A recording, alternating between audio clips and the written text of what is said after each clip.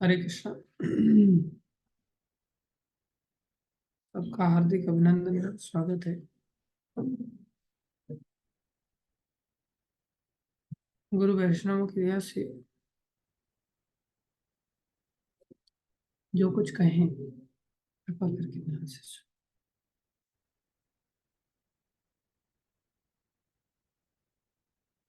10वें अध्याय में अभी हम लोग प्रवेश किए हैं, जो सर्वश्रेष्ठ ज्ञान के रूप में भगवान ने घोषित किया,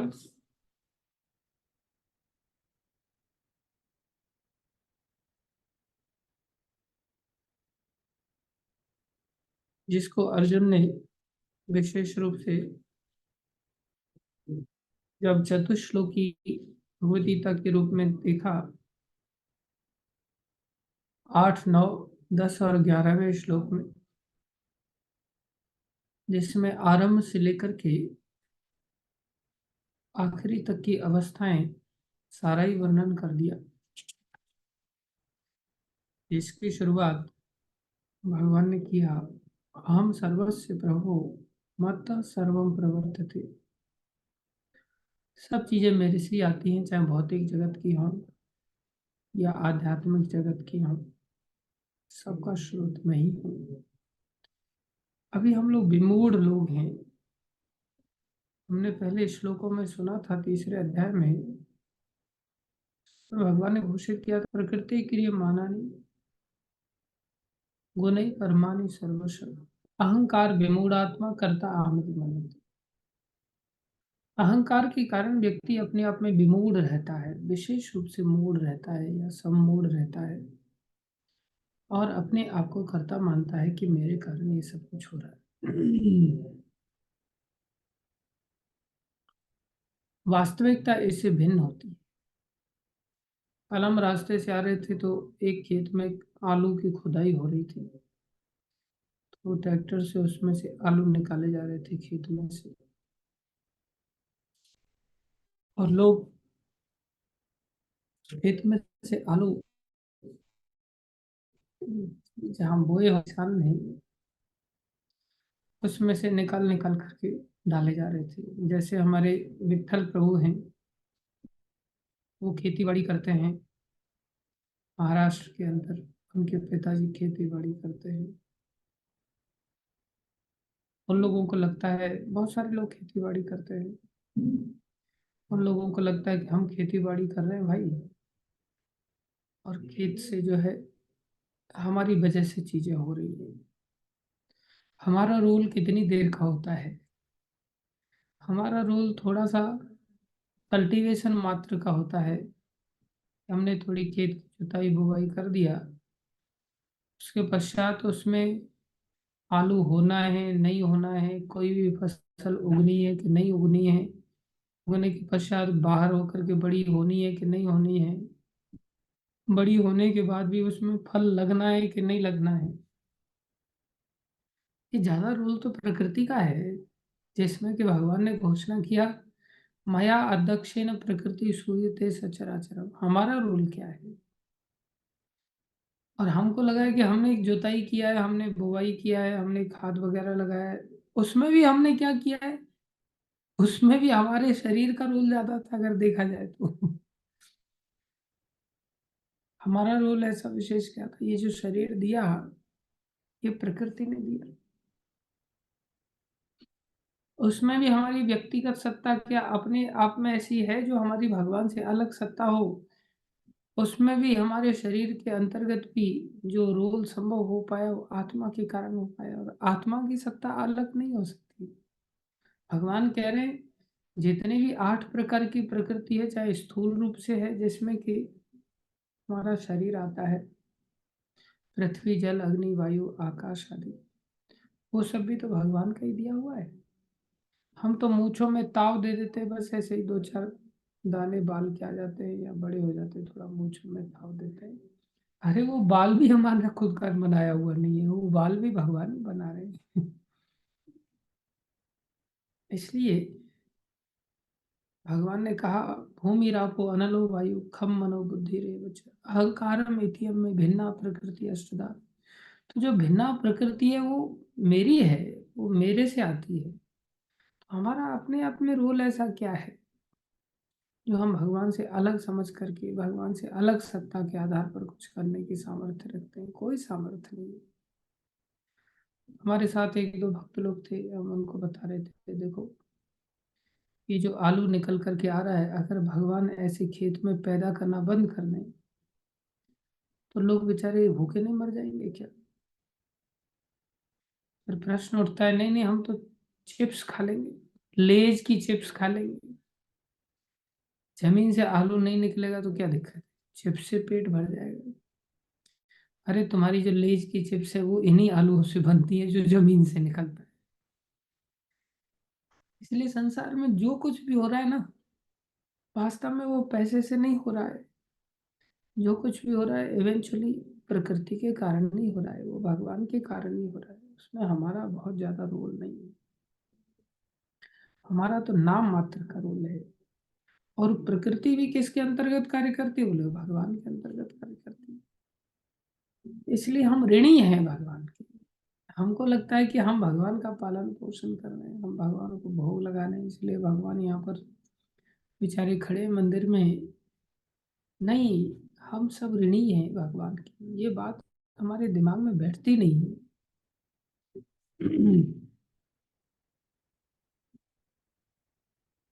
आवाज बहुत कम आ रही है, ऐसा है क्या वास्तव में?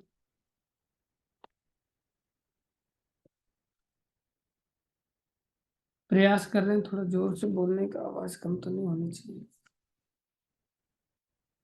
ऑल गुड, अच्छी बात है। तो संसार में हम ऋणी हैं और सदा ऋणी रहेंगे। हमें क्या करना है फिर? बोले इति मत्वा। जब हम इस रहस्य को जानते हैं कि भगवान ही सब कुछ है भैया, हमारी पलक उठने और पलक गिरने में भी भगवान की ही सामर्थ्य है। बोले इति मत्वा भजन्ते माम, वो मेरा भजन करता है। बुधा भाव समन्विता, बड़े भावना के साथ भजन करता है। हमें भावना के साथ भगवान का भजन करने में लगना है बस। यही ज्ञान का असली बिंदु है।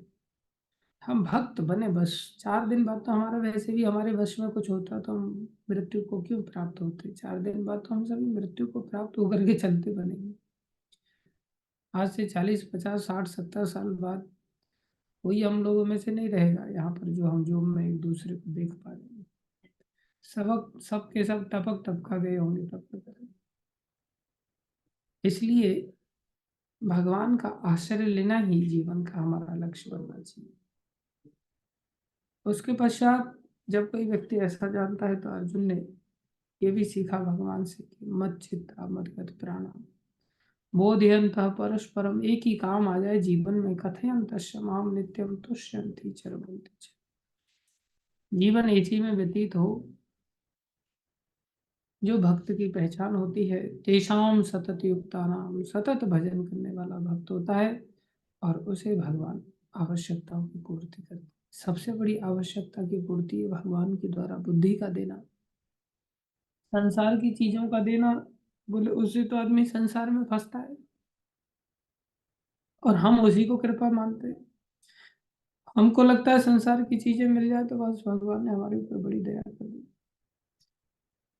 भगवान कह रहे हैं दया तो संसार में फंसाने में नहीं होती, दया तो संसार से निकालने में होती है। इसलिए भगवान जीव को कह रहे हैं अहम ददामि बुद्धि योगम तम ये न माम उपयान्ति, मैं उसे बुद्धि देता हूँ। अगर आप सुदामा जी का चरित्र पढ़ेंगे भागवतम के अंदर, जो बड़े विस्तार से दिया है, जब भगवान भक्ति देते हैं तो क्या संसारी चीजों का अभाव हो जाएगा उस व्यक्ति के लिए? कई बार आदमी सोचता है बैलेंसिंग कैसे करेंगे, संसारी चीजों का, संसारी उत्तरदायित्व का, संसारी कर्तव्यों का क्या होगा? अरे डरो मत, संसार की हर चीज प्राप्त होगी। भगवान कैसे दयामय है? बोले भगवान ऐसे ददामी देते हैं, इस प्रकार से देते हैं कि चीजों को दिखाते भी नहीं है कि मैंने दिया, उसमें वर्णन आता है कि ऐसे देते हैं जैसे कि बरसात अचानक से हो जाती है और किसान खेत में जाता है, वो देखता है अरे रात को तो मैं ठीक ठाक सोया था और सुबह में अचानक से बरसात भी हो गई, ये कैसे पानी भर गया? बोले रात को बरसात हो गई और रात को अपने आप पानी भर गया। कई बार किसान खेत में अगर पानी लगाता है, पता नहीं आप लोगों ने खेती में पानी लगाया होगा कि नहीं लगाया होगा, हमने तो लगाया है। तो कई बार खेत थोड़ी ऊंची नीची होती है, तो कई बार क्या होता है किसी जगह पर पानी ज्यादा लग जाता है और किसी जगह पर पानी पहुंचता ही नहीं। जब पहुंचता नहीं तो उस जगह पे फावड़ा चलाना पड़ता है, वहां से मिट्टी खींच खींच करके पानी जहाँ पर अधिक है वहां पहुंचाना पड़ता है और फिर पानी धीरे धीरे बड़ी मुश्किल से चढ़ता है। कई बार पानी वैसे भी नहीं चढ़ पाता क्योंकि इतनी मिट्टी कैसे खींचेंगे। उस स्थिति में कई बार हाथ से ऐसे उछालना पड़ता है, पानी को हाथ से उछाल उछाल करके उस जगह पर पहुंचाना पड़ता है, पीठ दुख जाती है, करते करते हालत खराब हो जाती है, इतना आसान नहीं होता पानी लगाना। उस जगह पे जहाँ पानी पहुंच नहीं पा रहा है आपके फावड़ा चलाने से भी, फिर पानी को ही उछाल उछाल करके वहां पर थोड़ा सा पहुंचाया जाता है जिससे कि कम से कम थोड़ा जीवन दान मिल जाए फसल को। लेकिन वहां भगवान रात को क्या करते, बोले रात को उस जगह पे भी अपने आप ही पानी उछाल करके पहुंचा देते, भगवान को ये सब करने की जरूरत नहीं है। हाँ, भगवान को ऐसा नहीं कि नीचे आकर के उछालने की पानी की जरूरत है, वो उछालने की आवश्यकता नहीं है, बरसात से सब जगह ही पानी पहुंच जाता है। तो भगवान दे देते हैं और इस तरह से देते हैं कि पता भी नहीं चलने देते और अपना नाम भी नहीं करते कि देखो मैंने दिया है। सुदामा जी के उस चरित्र में ऐसा वर्णन आता है कि भगवान ने सामने से तो दिया नहीं, लेकिन पीछे से इतना दिया कि वहां पर घर को चमकाने के लिए बोले वहां रत्नों का भंडार लगा दिया, रत्नों से घर के अंदर प्रकाश हो रहा है।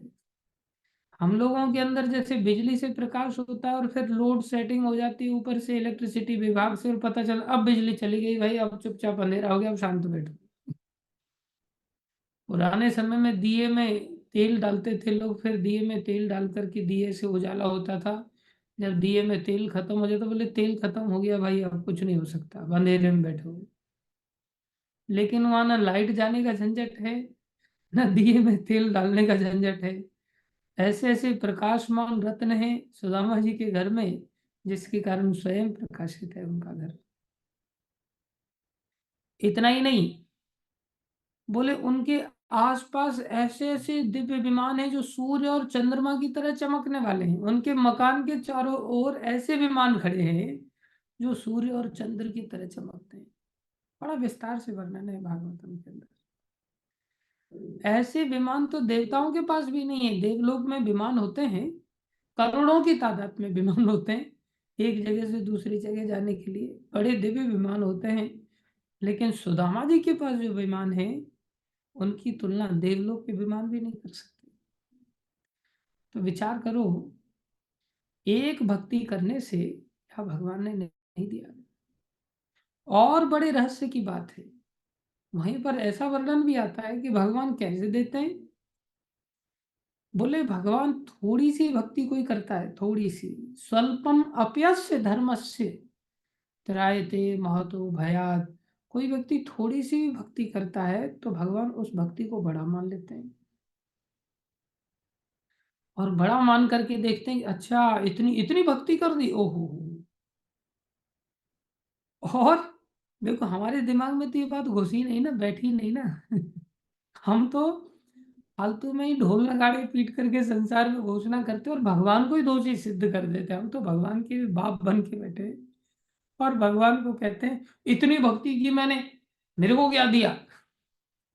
अरे सुदामा जी क्या लेकर के गए थे भगवान के पास भक्ति करने के उपलक्ष्य में?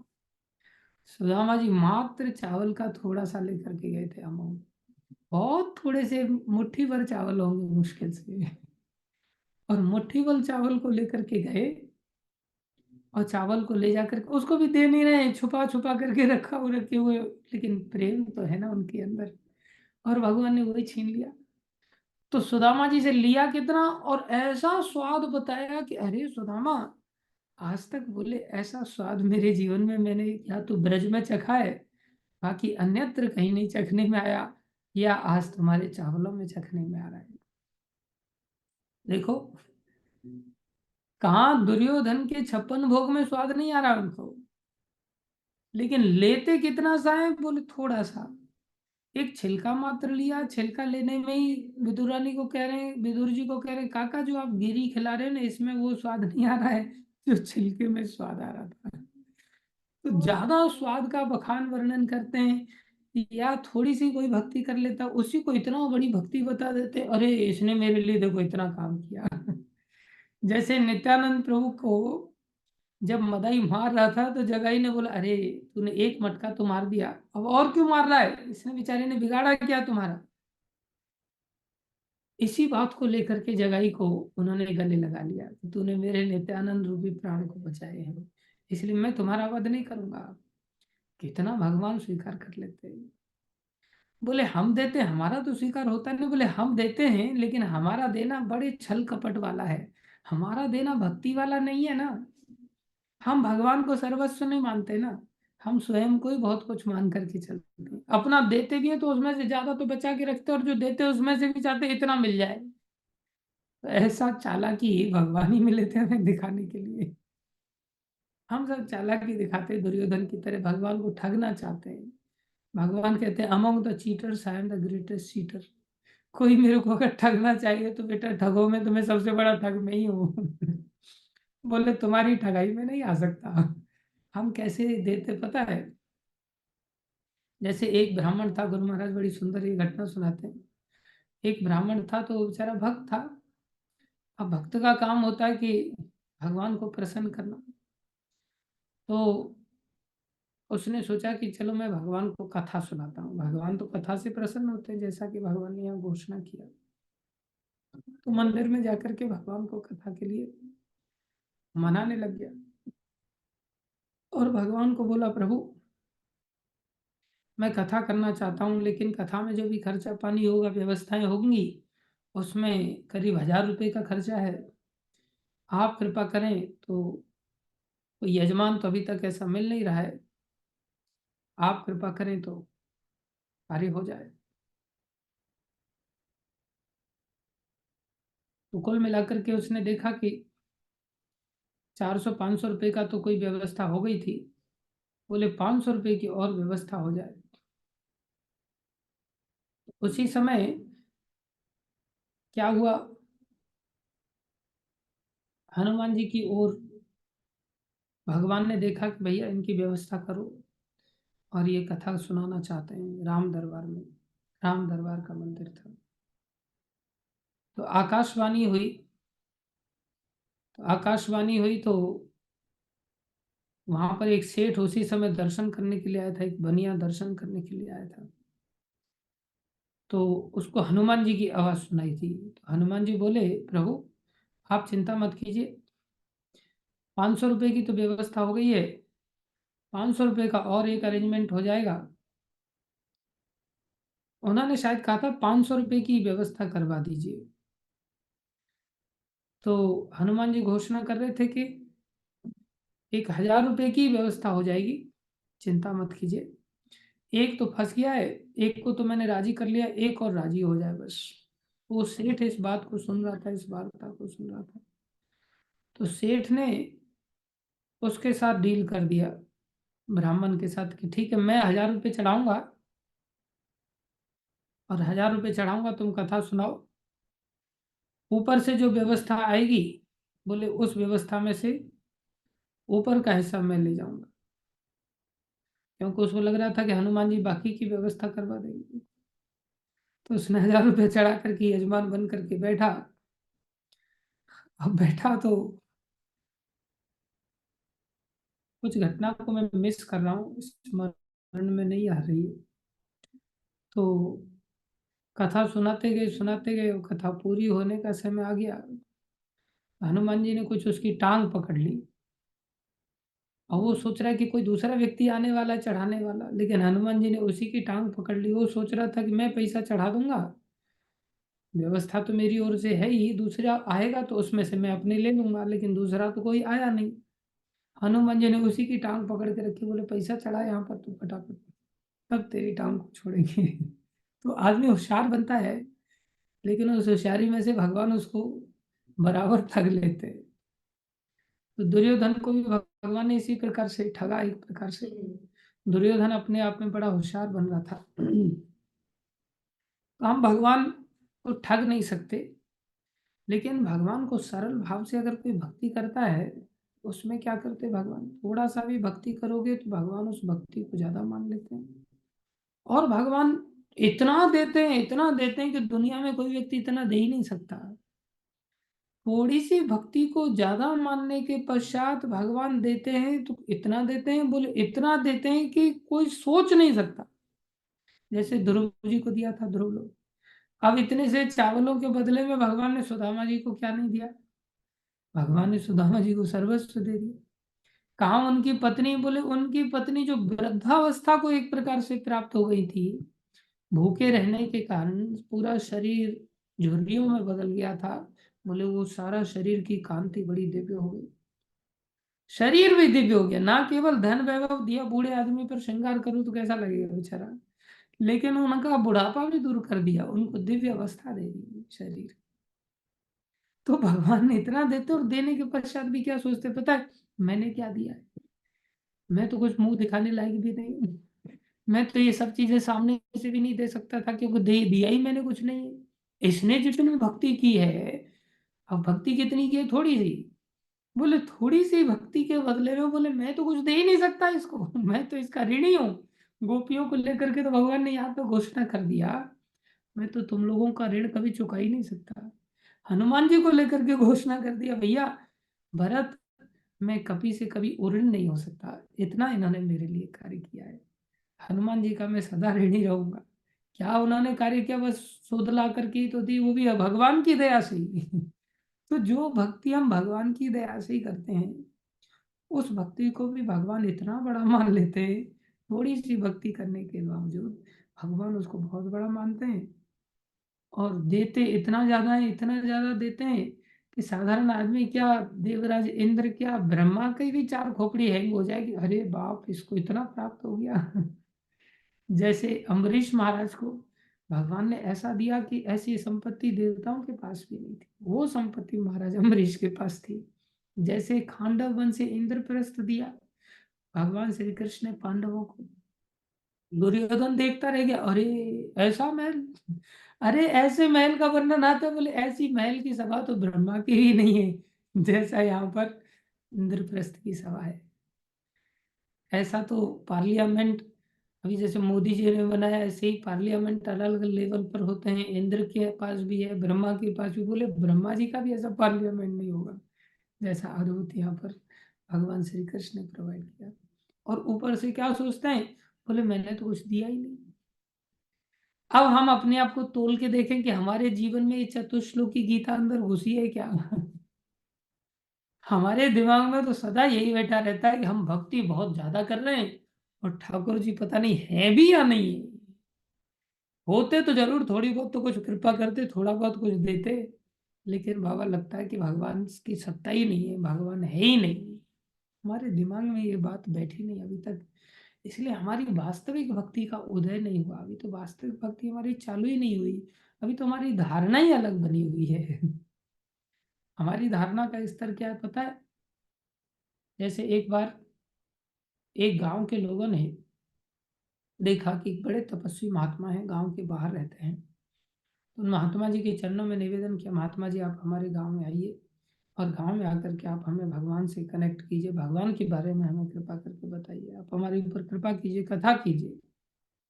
तो तैयार हो गया आने के लिए।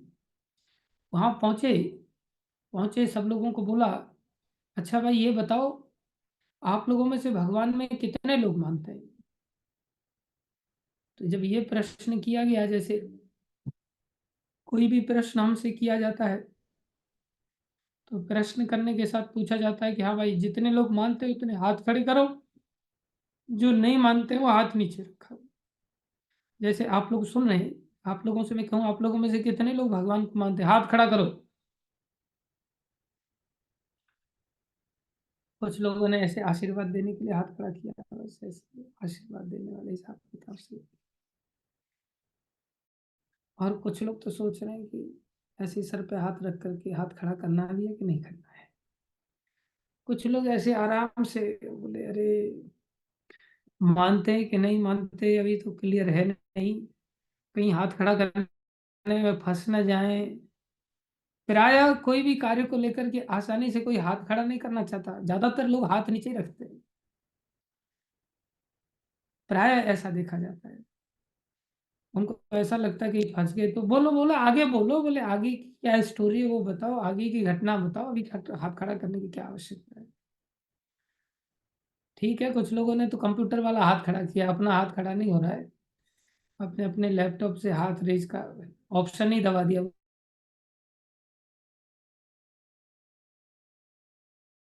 खड़ा रहे, हम खड़ा करने की जरूरत नहीं है। धन्यवाद धन्यवाद सभी का। तो जब हाथ खड़ा कर दिया, तो बहुत देर से हाथ खड़ा किया लोगों ने, तो आखिर में लोगों ने हाथ खड़ा कर दिया बड़ी मुश्किल से।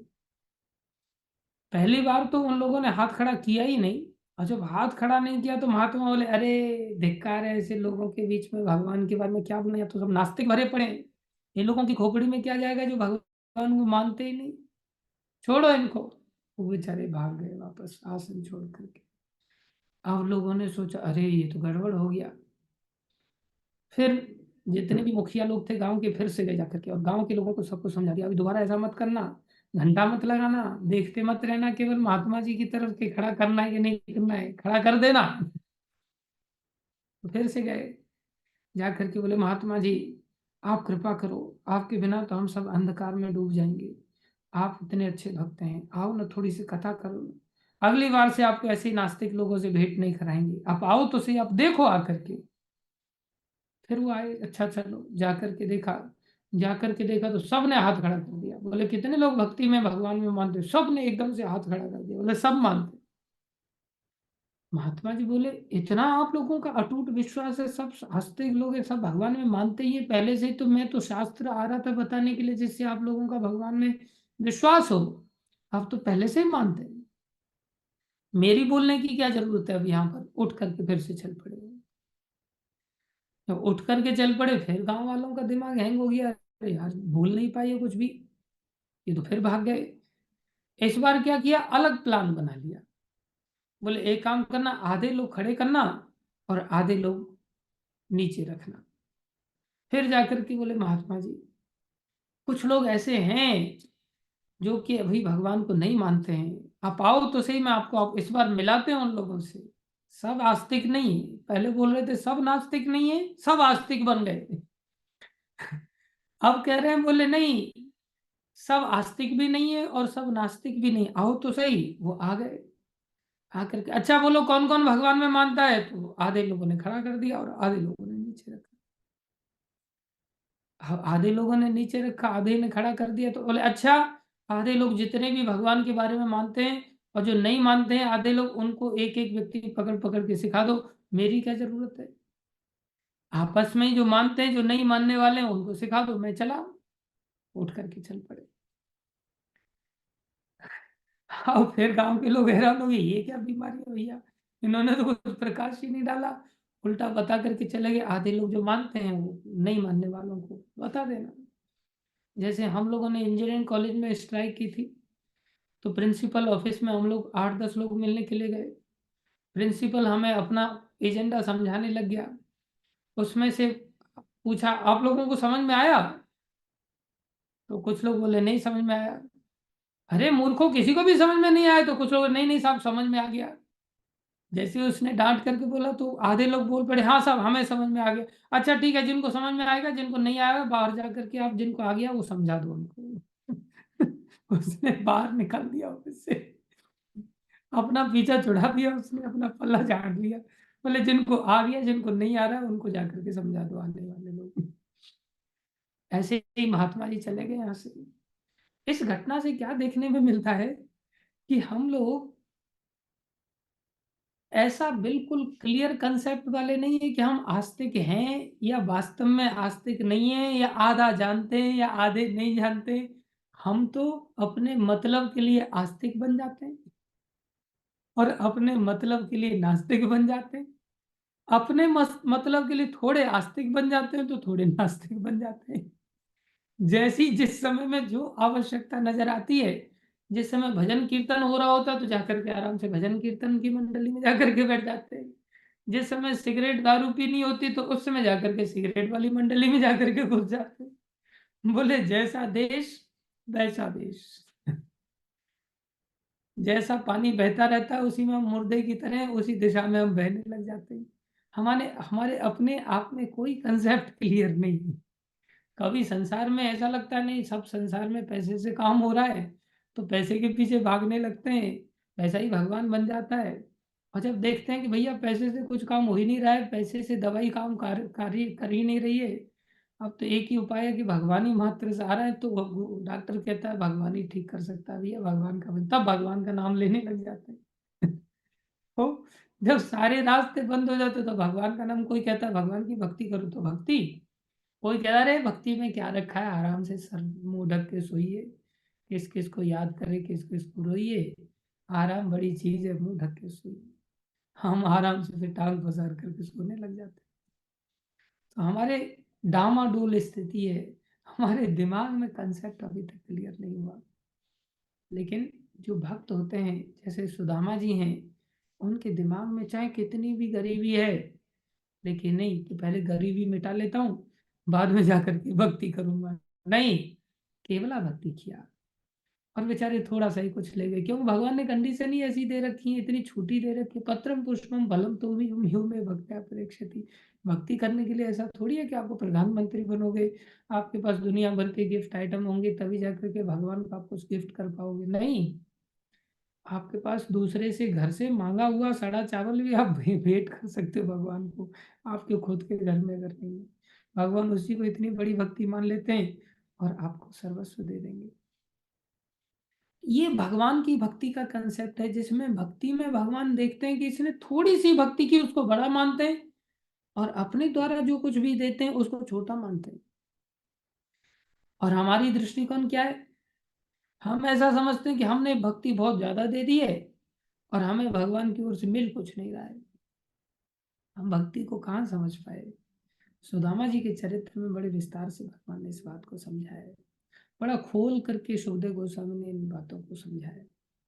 इसलिए भगवान यहाँ क्या घोषणा कर रहे हैं, मेरे बोले मैं ऐसी बुद्धि देता हूँ, ना केवल संसारी वस्तुएं भगवान देते हैं, बल्कि भगवान बुद्धि भी ऐसी देते हैं। कैसी बुद्धि देते हैं? जैसे सुदामा जी को बुद्धि भी दिया। बोले बुद्धि कैसी होती है, भगवान पहले क्यों नहीं दे रहे थे? सुदामा जी तो शुरुआत से गरीब थे, पहले तो दिया नहीं, अभी क्यों ऐसा दे दिया उन्होंने? बोले जब कोई व्यक्ति की भक्ति मैच्योर नहीं होती, जब उसके दिमाग में ये बात नहीं बैठ जाती कि भैया ये संसार में केवल भगवान के चरण ही सब कुछ हैं, वही सबसे बड़ा धन है, तब तक उसकी संसार में आसक्ति होने की संभावना बनी रहती है। और जब संसारी विषय वस्तु उस व्यक्ति को मिल जाती है तो वो मदान्ध हो जाता है, उसके अंदर मद प्रवेश कर जाता है, वो मद में अंधा हो जाता है, अहंकारे मत भैया, वो पागल हो जाता है, एक प्रकार से वस्तुओं को पा करके भूल जाता है भगवान को। इसलिए भगवान कहते हैं मैं आसानी से नहीं देता, मैं तब देता हूं जब व्यक्ति की समझदारी इतनी बड़ी हो जाती है, वो किसी भी चीज से चिपकता नहीं है, आसक्ति नहीं करता, तब देता हूं। जैसे सुदामा जी की स्थिति वो हो गई, महल में रह रहे हैं लेकिन महल से चिपके नहीं, महल में रहते हुए भी ऐसे रह रहे हैं जैसे वो झोंपड़ी में पहले रहते थे। ये आवश्यकता है, ये भगवान की विशेषता है। जब भक्ति की बुद्धि ऐसी तीव्र हो जाती है तो ही ऐसा संभव है। इसलिए भगवान कह रहे हैं तेषाम सतत युक्ता नाम, जो सतत रूप से मेरी भक्ति करते हैं, भजताम प्रीति पूर्वकम, जो प्रेम के साथ भक्ति करते हैं। जैसे प्रेम से सुदामा जी चावल लेकर के चले गए मांग करके, अरे ऐसे खाली हाथ जाना अच्छी बात नहीं है, तो वो कैसा प्रेम था। हम लोग तो सीधे ही पहुंच जाते हैं, सोचते हैं हमें भोजन दो, हमें रहने के लिए कमरा दो, हमें ये दो, हमें वो दो, जैसे हम बहुत महान है। सुदामा जी बोल रहे खाली हाथ जाना अच्छी बात नहीं है, हमारे प्रेमी मित्र हैं, और मित्र से तो बोले दिया जाता है, मित्र को मित्र से कभी लिया नहीं जाता। अगर हम दे नहीं पा रहे हैं तो मित्र किस काम के हैं? तो अपनी ओर से देने की भावना से जा रहे हैं, लेने के लिए कुछ नहीं जा रहे हैं। लेने के वजह से तो आज तक जा नहीं पाए थे, उनको लग रहा था मैं जाऊंगा तो वहां सामने से कुछ धन वगैरह दे देंगे, धन मिल जाएगा तो बोले मैं माया में फंस जाऊंगा। इतना डर था उनको। मित्र बन करके देने के लिए जा रहे हैं। क्या है देने के लिए? प्रेम इतना ज्यादा है, बोले घर में तो कुछ है नहीं देने के लिए। प्रेम में बोले कोई किसी से मांग के ले आओ। मांग के ला करके उन चावल के थोड़े से टुकड़ों को लेकर के जा रहे हैं। परिणाम में भगवान ने क्या दिया? ददामी बुद्धि योगम तम ये न माम उपयांतते। भगवान ने भक्ति दिया, उनको बुद्धि दिया।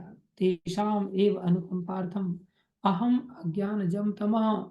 अनुकंपा करते हुए मैं उसके हृदय में जो अज्ञान का अंधकार था, नाशयामी आत्म भावस्थो, मैं उसे नाश कर देता हूँ और उसे आत्म भाव में स्थित कर देता हूँ। ज्ञान द्वीपे न भास्वतः, वो ज्ञान से युक्त हो जाता है मेरा भक्त और उद्धार को प्राप्त हो जाता है। जब इतना अर्जुन ने सुना तो अर्जुन के मन में बड़ा तीव्र विचार उदय हुआ। अर्जुन के मन में बहुत अच्छी बात आई और अर्जुन बोले, प्रभु मैं कुछ कहना चाहता हूँ, मैं कुछ घोषणा करना चाहता हूँ। मेरे को आपकी बात बहुत अच्छी लगी, मुझे बात बड़ी अच्छी तरह से समझ में आ गई। और समझ में आते ही अर्जुन ने घोषणा किया। भगवान ने कहा, अच्छा तुम कहना चाहते हो तो कह लो। अर्जुन यहाँ पर अभी प्रश्न नहीं कर रहे हैं, बल्कि अर्जुन घोषणा कर रहे हैं। अर्जुन अपनी ओर से एक स्टेटमेंट दे रहे हैं जो हमारे दिमाग में नहीं आया हुआ अभी तक। ऐसा स्टेटमेंट अर्जुन के दिमाग में यहाँ तक श्रवण करने के बाद ऐसा स्टेटमेंट आया और अर्जुन कहने लगे, परम ब्रह्म परम धामम पवित्रम परमम भवान पुरुषम शाश्वतम दिव्यम आदिदेवम अजम विभुम।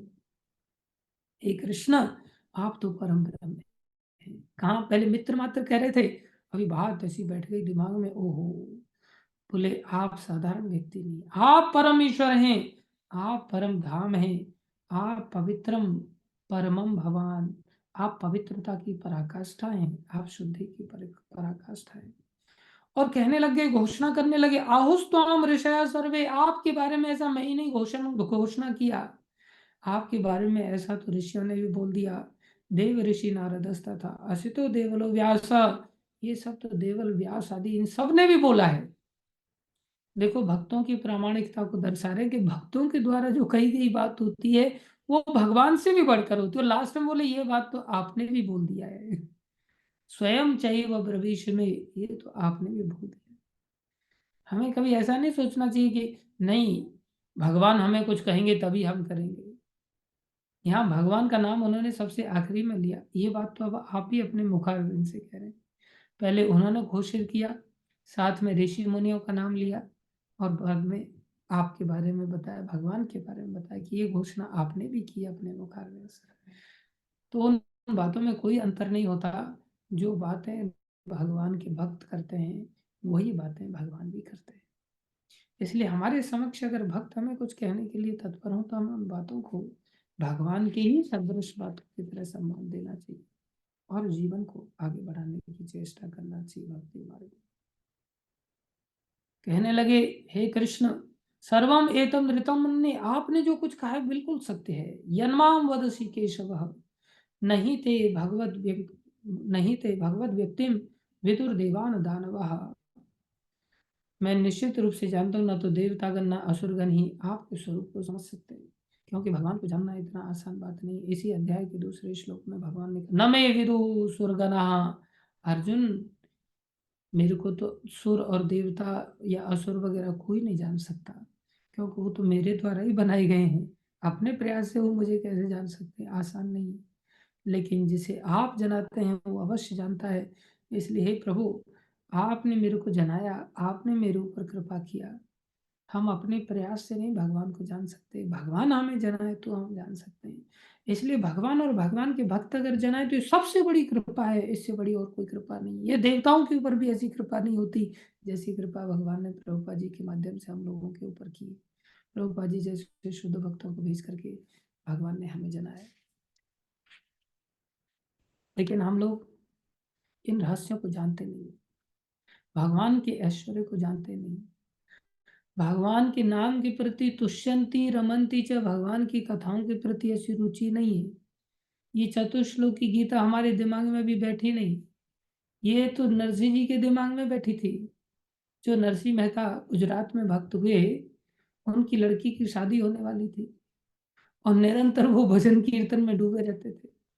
8 दिन मात्र बचे थे शादी के।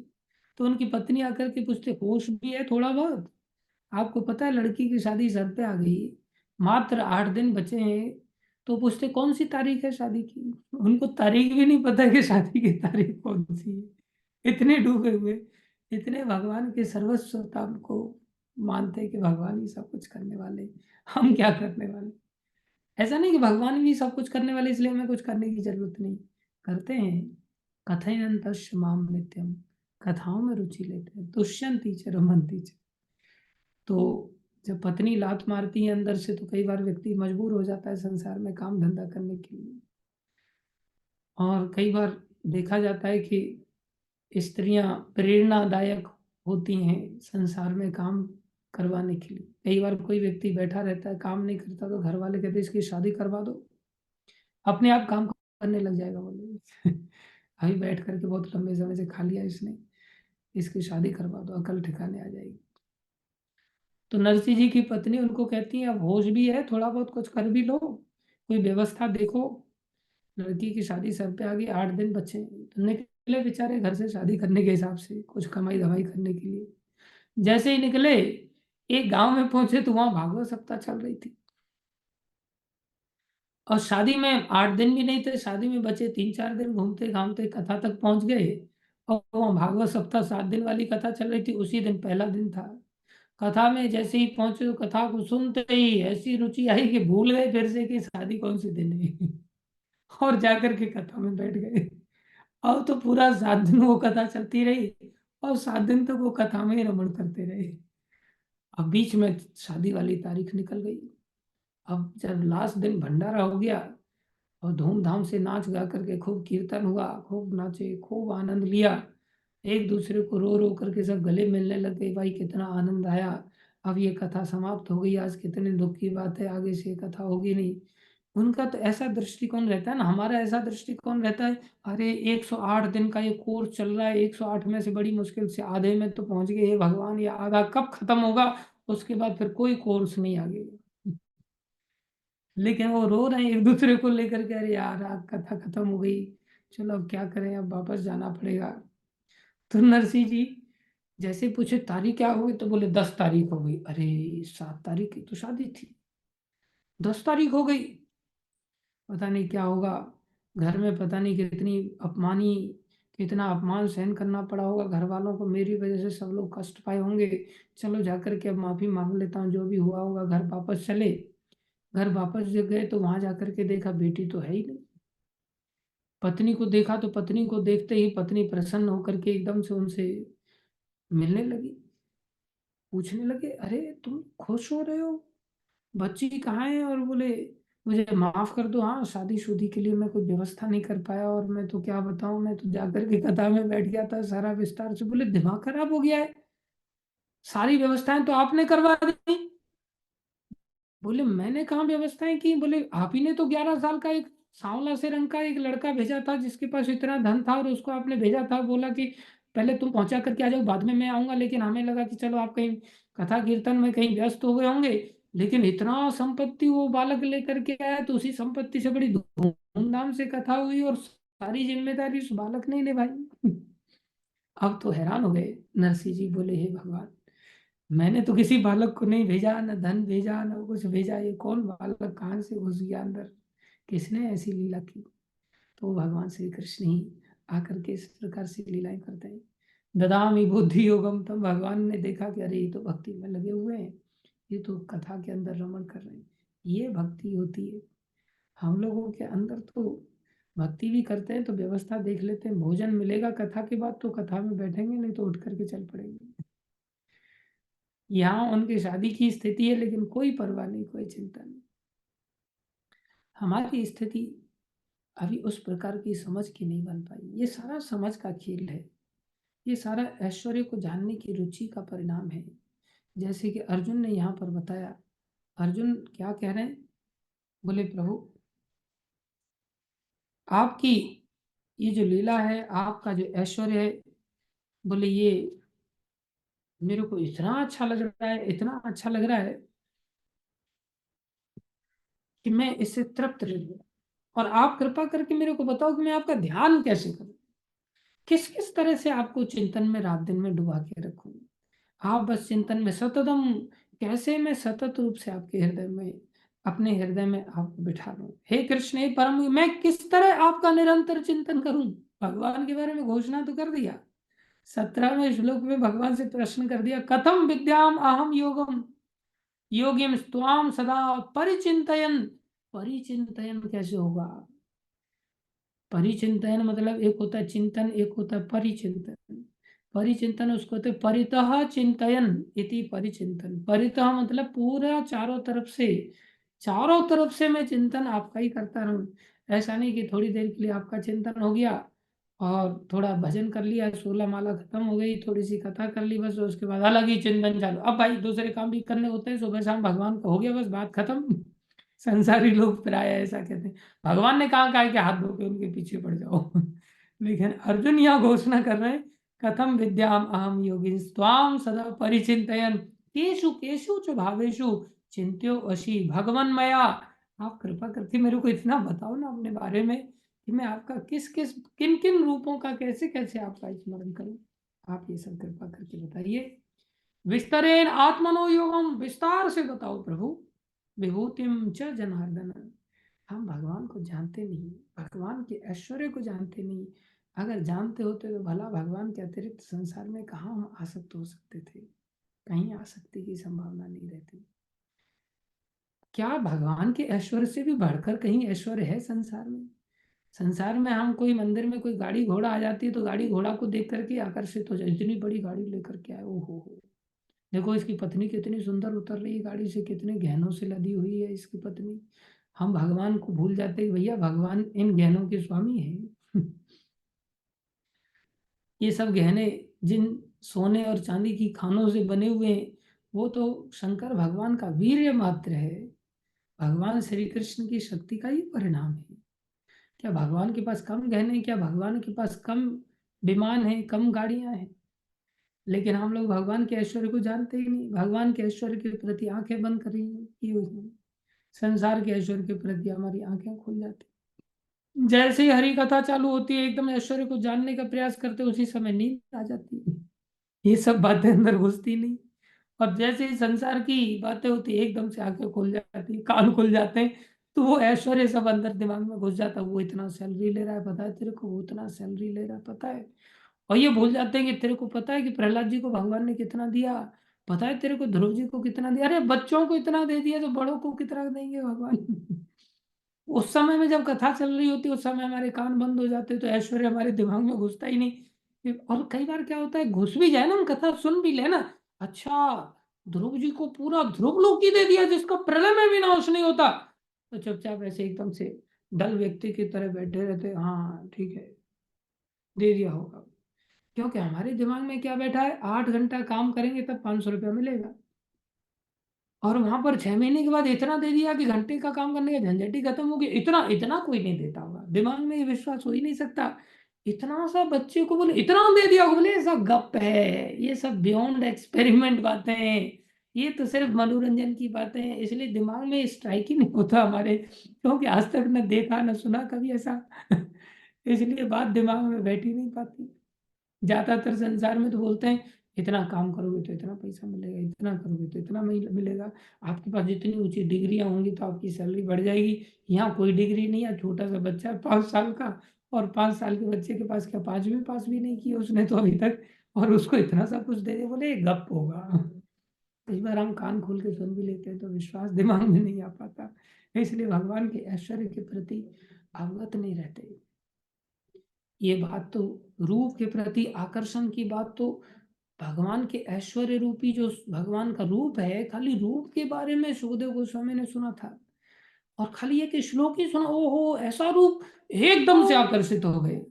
कहाँ संसार की युवतियां जो स्नान कर रही थी सरोवर के अंदर, जहां से वो नंगे होकर के आ रहे थे, उन युवतियों का भी रूप देखा उन्होंने, उनकी ओर तो आकर्षण हुआ नहीं। लेकिन कृष्ण के रूप को जैसे ही कानों से सुना, एकदम से आकर्षण हृदय में जाकर, तो ये व्यक्ति को मिलना है, इसके जैसा रूप का तो आज तक कभी वर्णन नहीं सुना। अगर ये है तो जाकर के मिल करके आते हैं।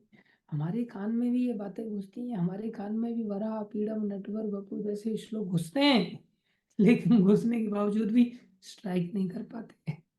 क्योंकि स्ट्राइक करने के लिए तो संसार के रूप अंदर घुसे हुए हैं ना बहुत अच्छी तरह से। वही मलमूत्र के मूत्र के रूप हैं, मलमूत्र के ही संसार के शरीर हैं। वही सब चीज़ों का ऐश्वर्य हमारे दिमाग में बैठा रहता है। उसी चीज़ को देख करके वही चीज़ें सुहा जाती है और वही अच्छी लगने लगती है। इसलिए भगवान के बारे में यहाँ पर उन्होंने प्रश्न किया, प्रभु विस्तार से बताओ, विस्तरेण आत्मनो योगम, आपका जो योग है, विभूतिम च जनार्दन, आपका जो योग है और आपका जो ऐश्वर्य है, आप दोनों कृपा करके विस्तार से बताइए। भूयम कथा तृप्तिर्हि शृण्वतु नास्ति में अमृतम, आपसे जो कथाएं मैं सुन रहा हूँ, जितना ही आपके विषय में सुन रहा हूँ, उतना ही मेरे हृदय में तृप्ति नहीं हो रही है।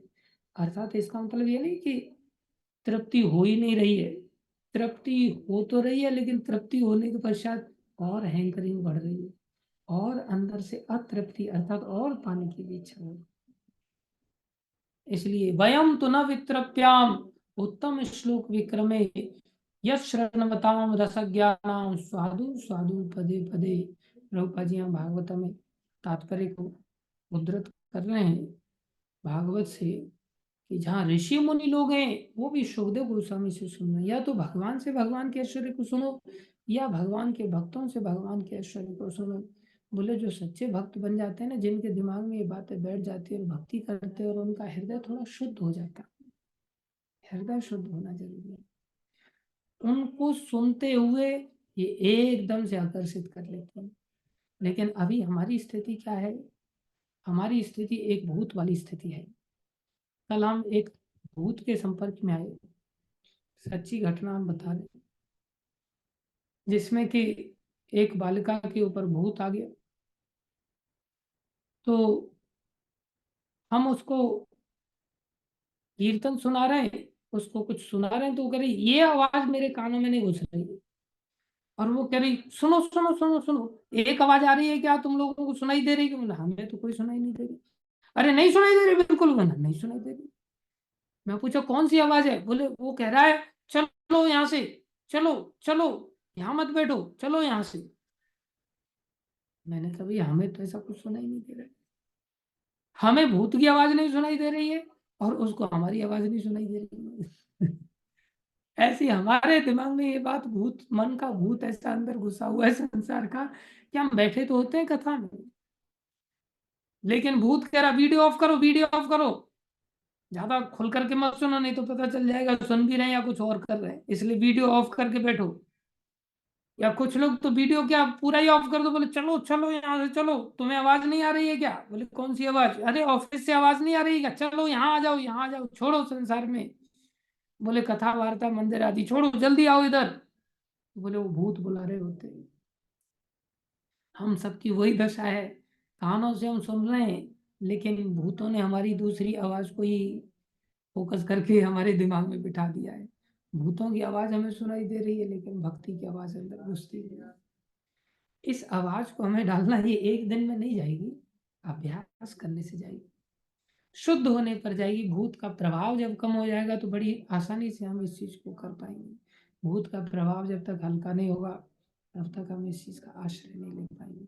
स्वाद वहां पर भक्तों को आ रहा है, हम सोचे हमें भी स्वाद आने लग जाए तुरंत, तो हमें स्वाद नहीं आएगा, हमारी तो बीमारी है, इसमें हमें ये कड़वाई नजर आएगा। लेकिन धीरे धीरे धीरे धीरे ये कड़वाहट जाएगी, धीरे धीरे हमें इसमें स्वाद आएगा और हमारी भी ऐसी दशा हो जाएगी। अब भगवान 19वें श्लोक से अपने विस्तार से, जैसे अर्जुन ने कहा मैं तृप्त नहीं हो रहा हूँ प्रभु, आप विस्तार से बताओ। कहाँ भगवान ने थोड़ा पहले संक्षेप में बताया, अभी भगवान विस्तार से आगे में बता रहे और आगे के श्लोक में थोड़ा कल के दिन लेंगे।